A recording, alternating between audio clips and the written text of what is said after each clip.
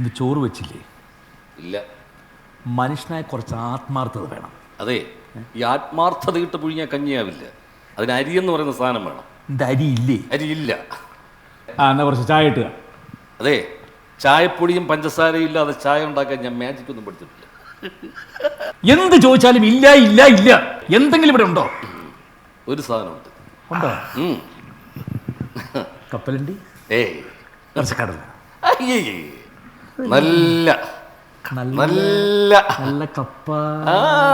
നല്ല വിശപ്പുണ്ട്. ആണോ? അത് ആവശ്യത്തിലധികം എൻ്റെ കയ്യിലുണ്ട്. ആണോ? എന്നാ കുറച്ചുകൊണ്ട് ബാങ്കിൽ ഇട്. വിശപ്പില്ലാത്തപ്പോൾ നമുക്ക് എടുക്കാമല്ലോ. അത് പോട്ടെ, നിന്റെ ഒരു 25 രൂപ ഉണ്ടായിരുന്നു.